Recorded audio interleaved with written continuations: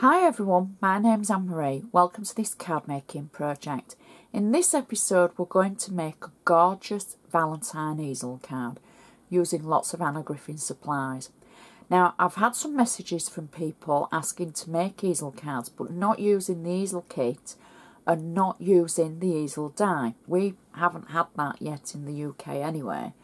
So what we're going to use are the fancy French frame dies and we're going to make a gorgeous card using those and the easel bracket die, and we're going to add all our Valentine embellishments and make it gorgeous for our sweethearts. So the first thing that you're going to want is to die cut the fancy French frame die of your choice, because it doesn't need to be this one. I've just chosen this one because I just thought this would work really well and it's really pretty. You'll need to die cut it twice. And then, now I don't have a Cricut, so what I've done is I've drawn around the outside of the die and then I've cut it out to create my shadow for the die cut. As I say, you're going to need to do this twice. I've already prepared one of them. As I say, here's one I prepared earlier. So what we're going to do is, after you've die cut and embossed the fancy French frame, or whichever frame of your choice, and you've cut out the shadow layer. Now I've cut my shadow layer out of Anna's satin cardstock and I've used the pink metallic cardstock. I've got flat tape on the back of the frame, and if I wasn't filming this I would add either a little bit more tape in other areas or just a dab of wet glue on the places that, you know, there's enough room for you to add your glue to. Or you could add 3D foam, but on this occasion I want this flat. And then I'm simply going to add the frame layer over the shadow layer that I've cut out. So I'm going to repeat, I didn't have a Cricut, well I don't have a Cricut. So I cut that out myself by drawing round the outside of the die and then cutting it out. So as I say, you need two of those. So there's one I made earlier. Now I'm going to use one for the base and one for the top. And what we're going to do is die cut one of the Easy Easel bracket dies. Again, I've used the pink metallic layers. Now, you're going to look at this and you're going to think, oh my word, that is so odd. How does that work? It's very, very simple. You've die cut it and you're going to add tape to the back at the top. So it's the little hinge at the top. And then you're going to slot the hinge under, I'm going to try and do this in the air, under the centre of your fancy French frame, like that. There we go. So you press it down at the back. If you're nice and advanced, or you want it all nice and tidy, etc., you could slot it between the two layers, trim it a bit more, do your own thing, add your own spin to it. But for this one, we're just adding it at the back. And then, now we're going to make the actual mechanical bit. And this is where I think the magic happens. So we're going to peel the tape away that I've got on the front panel. So that tape was on the back. Now this is on the front. This is just ordinary double-sided tape. Peel the back of it away, she says. And, well, no, that doesn't want to come off. There we go. No. Oh, you monkey. There. Okay. So now we're going to press that down, just hold it down, and we're going to take our two layers that we've already cut and stuck together of the fancy French frame, marry it up on the top and kind of make a sandwich. And then we've then created our easel mechanics like that. So you can see where it's stuck on the back of the layer and on the back of the bottom, as it were. So that is the mechanical section. So now we can decorate.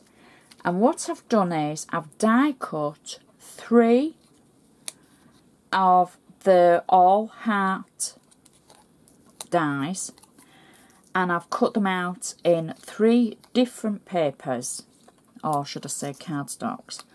One is the Love and Easter layers. I always want to say Easter and Love layers. The Love and Easter layers. Then we've got red satin cardstock, and I've got 3D foam on the back, and I'm simply going to marry them up and layer them up. Now the third and smallest heart is again with 3D foam on the back, and that's the pink metallic cardstock from Anna Griffin, and marry them all up.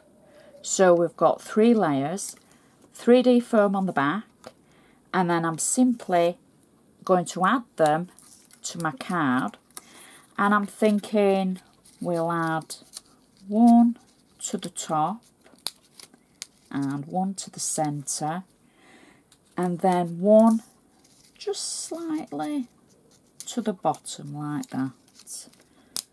You can always tweak them till you get them in the right place, and just remember, if you go off the edge, maybe it won't fit in your envelope, so you'll need a larger envelope. So those are our hearts. Now I'm thinking we can add some flowers. So this is quite an elaborate card, I think. And now I'm using mini flowers from the Mini Flower and Sentiment sticker selection. And I think we'll have one here. Should we have?